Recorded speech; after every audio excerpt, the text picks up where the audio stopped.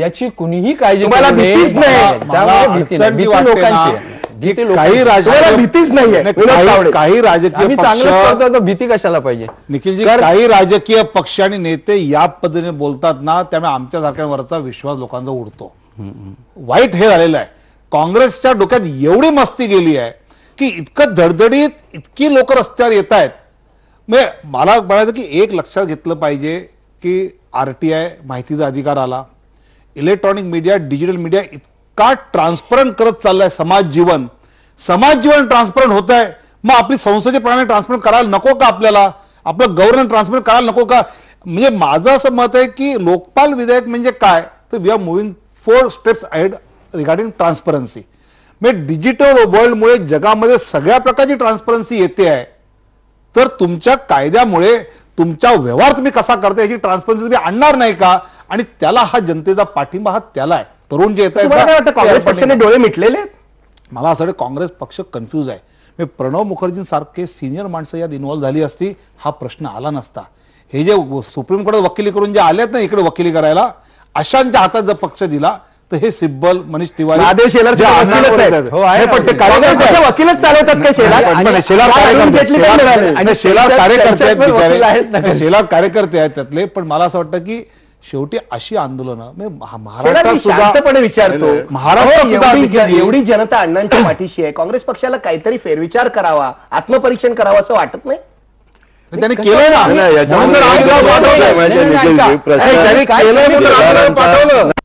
काय कमी केलं सांगा ना.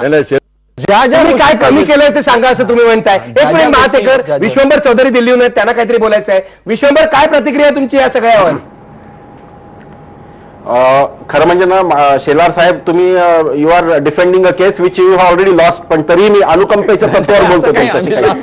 नंबर एक, विधेयक कसं मांडायचं हे तुम्हाला नेमकेपणानं सांगतो. या देशातल्या बहुसंख्य जनतेला जे वाटतं ते विधेयकात आलं पाहिजे. जनता आता दिसतीये. 8% वगैरे तुम्ही म्हणत होता, किती टक्के तुम्हाला कळलं विधेयक कसं मांडायचं? मूलभूत एक शिक्षण घ्या, जनतेला ते विधेयक घ्या. नंबर एक. निखिलजी, मला दुसरं म्हणायचंय, हा जो दिसतो ना संसदेच्या बहुमताचा अरोगन्स किंवा निवडून येण्याच्या क्षमतेचा अरोगन्स, याबाबत आता मला त्यांना नेमकं एकच त्यांनी शब्दात उत्तर द्यावं. मला त्यांना एक प्रश्न विचारायचा आहे. निवडून येण्याची क्षमता, तुमचं बहुमत आहे, तुमच्याच पक्षांनी ज्या बाबासाहेबांना तुम्ही परमपूज्य मानता त्या पक्षांनी बाबासाहेबांना पाडलेलं आहे निवडणुकीमध्ये. एकीकडे बाबासाहेबांसारखा महामानव पडतो, दुसरीकडे सुरेश कलमाडी निवडून येतात. मला शेलारजी एकच सांगा, तुमच्या मते महान बाबासाहेब आहेत की सुरेश कलमाडी? माझ्या एका प्रश्नाचं उत्तर द्या. शेलार, उत्तर द्या. नाही, हा प्रश्न या ठिकाणी उत्तर द्या. बाबासाहेब आंबेडकर नाही, तुलना करण्याचा प्रश्न नाही. लोकशाही प्रणालीमध्ये त्या आमच्या पक्षाचा उमेदवार तिथे उभा राहिला असेल, ते दुसऱ्या पक्षातून उभे राहिले असतील. म्हणजे बाबासाहेब आंबेडकरांना सुद्धा तुम्ही पाडलं होतं, पराभूत केलं होतं. लोकशाहीच्या प्रक्रियेमध्ये पडले असतील. आम्ही त्यांना टार्गेट करून पाडलेलं नाही. ज्या पद्धतीने म्हणतात मला याच्यावरती पूर्ण स्पष्टीकरण करू द्या. ते महत्वाचं सांगताय. तुम्ही काय म्हणताय? नाही, बाबासाहेब आंबेडकरांनी देशाला घटना अर्पण केल्यानंतरच्या काँग्रेस पक्षाने निवडणूक आणि याच्या उलट अमेरिकेचे जे जेफरसन घटनाकार आहेत त्यांना कायमस्वरूपी संसदेचा सिनेटची मेंबरशिप दिलेली होती. हा फरक आहे. काँग्रेसचं वर्तन लोकांना कसं पचेल? आज देखील मला असं वाटतं प्रश्न शेलारांचा नाही, एकूणच या प्रश्नाला ट्रीटमेंट. ऐका, सध्या असं झालंय की भीमशक्ती, शिवशक्ती आणि रामशक्ती का अजून शब्द उच्चारला जात नाही याच्याविषयी मला थोडस साशंकता वाटते. ज्या सवंग अश्वावर बसून प्रसिद्धीच्या कुठेतरी सत्ता मिळेल असं काही आमच्या सहकार्यांचं जर इप्सित असेल, तुमचं म्हणणं हे दोघं जण राजकीय फायदा घेतात. तुमच्यावर आरोप होत आहे भाजपवर. या ठिकाणी मला एवढं रामशक्ती पण वापरा. आमचे बाबासाहेब पण आमचे आहेत. शिवशक्ती किंवा भीमशक्ती हा कोणताही प्रश्न उपस्थित झालेला नाही. काय कळलं नाही मला. बाबासाहेब आंबेडकरांना पराभूत केलं हा प्रश्न मी उपस्थित केलेला नाहीये, तो चर्चेत मला उपस्थित केलेला. त्यांना टार्गेट करून पाडले असं नाही. साहेब एक सांगतो, बोलू द्या पूर्ण. इथे भीमशक्ती कुठेतरी टार्गेट करून पाडलेलं नाही. रामशक्तीचा मुद्दा नाहीये, आहे ना. मुद्दा जो आहे तो अण्णांच्या शक्तीचा आहे. आणि जी शक्ती लोकपाल ट्रान्सपरन्सी आणू इच्छिते आहे ती करा, त्या तुम्हाला काय शक्तीला वाटतं? तोंड द्या आधी. अण्णा शक्तीच्या पाठी शिवशक्ती भीमशक्ती आहे असा तुमचा आरोप आहे?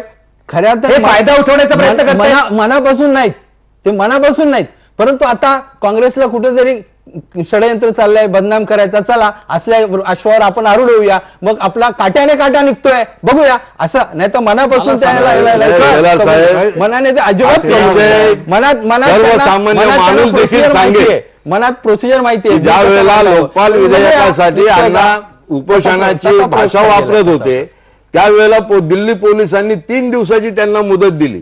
म्हणजे 3 दिवसामध्ये तुमचं मरण आमरण जे काय आहे ते आटोपून घ्या. आम्ही इथं कितीतरी वर्ष सातत्यानं आंदोलन करतो, पण अशा प्रकारची कधीच झालेलं नाही, कुठेही झालेलं नाही. 144 कलम तोडल्याबद्दल 1000 वेळा आम्ही गेलेलो आहोत, कधी परंतु इंग्रजांनी कधी केलं नाही असं तर. म्हणजे पोलीस त्या ठिकाणी दबावाखाली वागतायत. राजकारण्यांच्या मध्ये म्हणजे काँग्रेसच्या राजकीय नेत्यांच्या मध्ये देखील एकमत नाहीये त्या ठिकाणी. भालचंद्र कांगो हात वर करतायत. कांगो काय म्हणणं आहे तुमचं यावर? माफ करा त्यांचा संपर्क तुटलेला आहे, पण मी नंतर जाणार आहे. एकूण काँग्रेस पक्षाला यातून काही धडा शिकायचा नाही असं दिसतंय शेलार यांच्या सांगण्यावरून. बरोबर आहे ना शेलार? नाही स्पष्ट करा लोकांना. बरोबर आहे जे करतायत ते लोकशाही म्हणतात. मार्गाने करतो. तुम्ही जे काही करताय ते बरोबर आहे. लोकशाही मार्गाने तुम्ही जे काय करताय ते बरोबर आहे. करतोय आणि सगळ्यांना विचारात घेण्याचा आमचा प्रयत्न आहे, कुणालाही त्याच्यापासून वंचित ठेवण्याचा आणि आमचा अण्णा प्रयत्न हजारे नाही. हे तुमचे शत्रू आहेत, संसदेचे शत्रू आहेत. अजिबात नाही. या भारतातला प्रत्येक नागरिक हा नागरिक देशाचा नागरिक आहे. या देशाचा विकास पण ते तुमची आम्हाला काहीच चूक झाली एक आहे. नाही, आम्ही जे पद्धतीने करतोय त्याच्यामध्ये ज्या स्टेप उचलायच्या त्या सगळ्या स्टेप आम्ही घेतो आहोत. पण तरी देखील कुठलं तरी आता हे याच्यावर का नाही माझे सहकारी आहेत कळत नाहीत. कुठलं तरी मीच म्हणेन ते बरोबर आहे, मीच म्हणेन ते बरोबर. हे चालतं का एवढ्या 110 कोटी जनतेच्या भारतामध्ये? म्हणजे अण्णा हजारे हट्टीपणा करतायत असं तुमचं म्हणणं आहे. विनोद तावडे, वाटतंय का तुम्हाला असं? मला असं वाटतं की सामान्य माणसाला जे मनात वाटतंय त्याचा आग्रह अण्णा आणि त्यांची सगळी टीम धरते आहे.